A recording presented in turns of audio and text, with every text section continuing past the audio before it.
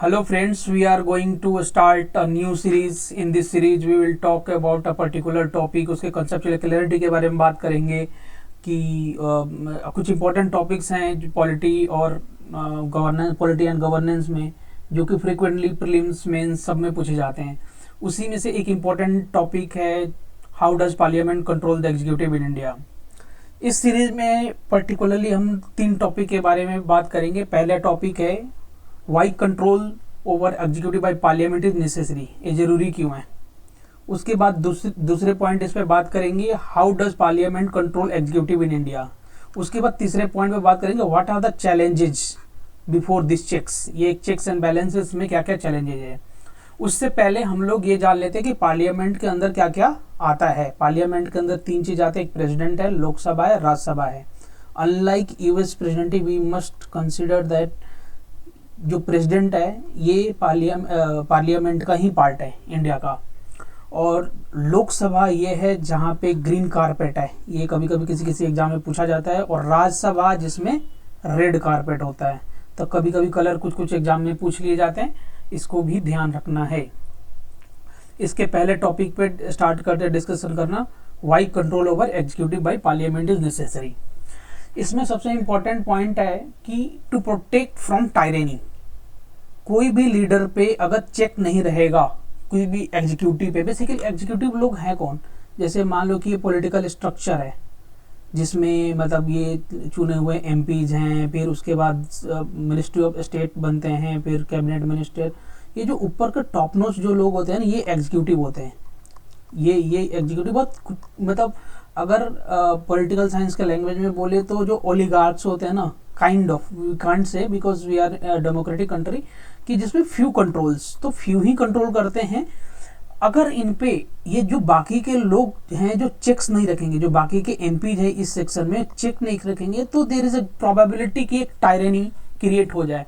जैसे कि जर्मनी में एक हिटलर ने किया था और इटली में मुसोलिनी ने किया था. ठीक है. इनफैक्ट कोविड-19 के टाइम पे भी देखे तो कोविड-19 के अपॉर्चुनिटी को कई कंट्रीज ने यूज किया है एक अथॉरिटेटिव गवर्नमेंट बनाने के. जैसे हंगरी में एक विक्टर ऑर्बेन ने किया था.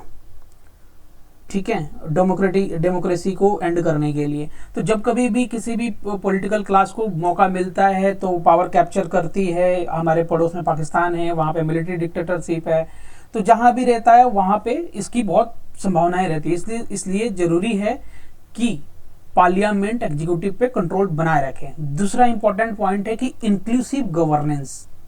वो कैसे? वो ऐसे जैसे ये एक एमपी हैं एक रीजनल पार्टी बिहार के आरजेडी से. अब चूंकि आरजेडी की कोई रिप्रेजेंटेशन नहीं है सेंट्रल गवर्नमेंट में, तो अब बात आती है कि फिर आरजेडी के इंटरेस्ट को कैसे रखा जाए. बट ये अगर अपर हाउस में है तो सेंट्रल गवर्नमेंट से ये क्वेश्चन पूछ सकती है, ये अपनी बातें रख सकती है. तो एक सेंस ऑफ इंक्लूसिविटी आती है अगर पार्लियामेंट एग्जीक्यूटिव पे कंट्रोल करे तो. ठीक है. इसके अलावा इसका थर्ड पॉइंट है कि एक कॉन्स्टिट्यूशनल गवर्नमेंट को इंश्योर करती है. ये कॉन्स्टिट्यूशन गवर्नमेंट को कैसे इंश्योर करती है?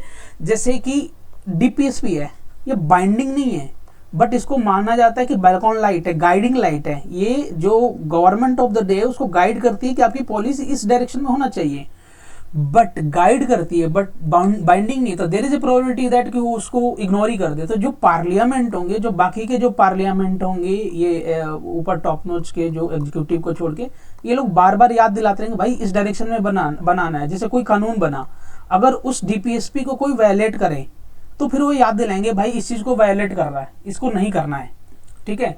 अब इस बात को समझने के लिए इस बात से अंदाजा लगाया जा सकता है कि हमारे मतलब इसमें कि प्राइवेट मेंबर बिल जैसी भी सुविधाएं हैं. इसका मतलब है कि ये लोग क्या करते हैं, यही लोग तो पॉलिसी फॉर्मुलेट करते हैं, कानून फॉर्मुलेट करते हैं, और बाकी के जो एमपीज हैं वो इस चीज को पास करते हैं.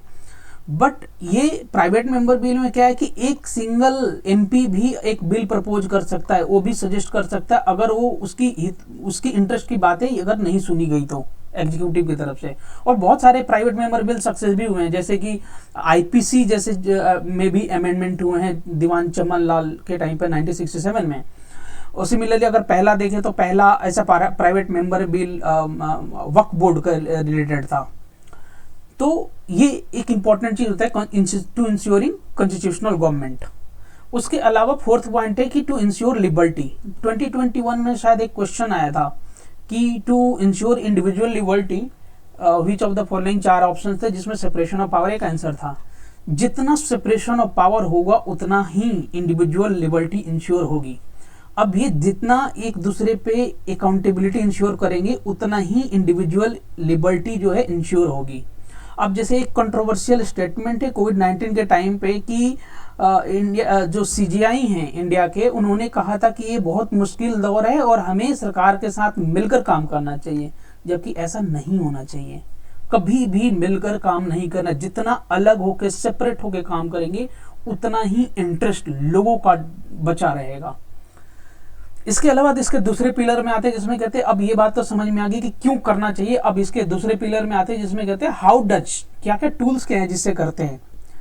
पहला चीज है कि वोट, जिसमें कमांडिंग मेजोरिटी इन पार्लियामेंट, जैसे मतलब intra party dissent. Intra party dissent का मतलब होता है कि विद इन द पार्टी, मान लो कोई एक्स पार्टी है, उसके अंदर जो एमपीज हैं उसके अंदर भी तो एक डिसेंट हो सकता है। फॉर एग्जाम्पल, इंडिया में प्रेसिडेंशियल इलेक्शन होता है, प्रेसिडेंशियल इलेक्शन में कोई व्हिप लागू नहीं होता।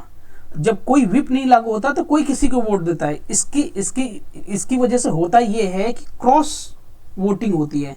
इसका मतलब कि द्रौपदी मुर्मू जी को बाकी के पार्टी के लोगों ने भी वोट किया है अपने पार्टी लेवल से हटके, क्योंकि व्हिप लागू नहीं होता। कि उनके लिबर्टी को भी इंश्योर करता, जो पार्लियामेंट्रियन हैं, जो चूज करके आए हुए हैं। तो ये एक टूल है वोटिंग, जिससे अपनी बात को, अपने डिसीजंस को रख सकते हैं या फिर अपनी चॉइस को प्रेफर कर सकते हैं। इसके अलावा दूसरा टूल है डेलिब्रेशन एंड डिस्कशन, जिसमें क्वेश्चन आवर आता है, जो पहला आवर होता है किसी भी सेशन का। इसके बाद 0 आवर है, चाहे और भी बाकी के बहुत सारे क्वेश्चन हैं। इसमें मिनिस्टर को रिस्पॉन्ड करना होता है, जो प्रोमिनेंट क्वेश्चंस होते हैं। तो ये भी एक तरीका जिससे कि कोई भी पॉलिसी फॉर्मुलेट होती है तो एग्जीक्यूटिव इस बात को सोचेगा कि हमें इस बात की जवाब भी देनी पड़ेगी पार्लियामेंट के अंदर। इसके अलावा थर्ड इंपॉर्टेंट चीज है अप्रूवल ऑफ लॉ।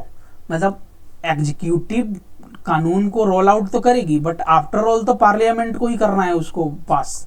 तो एक तरह से ये भी एक चेक है एग्जीक्यूटिव के ऊपर। इसके एडिशनली, इसके अलावा एक फाइनेंशियल क्लोज, जो कि one of the most important we can say कि एक चीज है, जिसमें कि कंसोलिडेटेड फंड ऑफ इंडिया से पैसे निकालने के लिए पार्लियामेंट का सैंक्शंस बहुत जरूरी है। इसका मतलब एग्जीक्यूटिव जो चाहे वो नहीं कर सकती, क्योंकि पैसा जैसी मेन चीज, पैसा के बगैर कुछ नहीं, उस पर कंट्रोल जो है पार्लियामेंट का है। ठीक है। इसके अलावा फिफ्थ पॉइंट है पार्लियामेंट्री कमिटीज। बहुत सारे पार्लियामेंट में जैसे लेजिस्लेशन आ तो गया पार्लियामेंट के अंदर, बट उस पे डिस्कशन है, डिबेट हो रही है, बट उस पर कमिटीज भी हो रही है, इंटरनल चेक्स होते हैं। कमिटीज जो फॉर्म होती है इंटरनल चेक्स के, उसमें राज्यसभा के, लोकसभा के किसी मेंबर हो सकते हैं, बेस्ड ऑन की किस तरह के एस्टिमेट कमेटी है या फिर पीएससी है, उसके ऊपर डिपेंड करता है। तो ये भी एक तरीका हो सकता है जिससे कि डे टू डे बिजनेस में पार्लियामेंट का रोल रहता है, ताकि एग्जीक्यूटिव पे कंट्रोल कर सके। इसके अलावा एक इम्पॉर्टेंट पॉइंट है कि फेडरल स्पिरिट, जिसके बारे में बात हो चुकी है, जो हमने एमपी का एक एग्जांपल लिया था। इस एमपी जैसे इन एमपी का एग्जांपल लिया था कि इंक्लूसिव गवर्नेंस बनाएंगे, तो एक फेडरल स्पिरिट को भी इंश्योर करता है, जिसमें कि वो लोग अपना राज्यसभा के थ्रू, अपर हाउस हमारे यहाँ राज्यसभा है, तो राज्यसभा, तीनों टॉपिक के बारे में हम डिस्कस किया। Thank you so much for watching this video and I request you to like, share and subscribe. और इसमें आपको कोई भी सजेशन, चूंकि पहली वीडियो है तो आप इसमें सजेशन भी डाल सकते हैं कि क्या इंप्रूव करें, किस टॉपिक पे बनाएं, आप सजेस्ट करें। मैं बहुत ही सिंपलिस्टिक तरीके से कोशिश करूंगा इसको लेकर आऊँ। कुछ पॉलिटिकल साइंस, इंटरनेशनल रिलेशन की भी कुछ टॉपिक्स लेकर आऊँगा जिस पर डिबेट करें और जिस पर डिस्कशन होगी। Thank you so much, we will meet again.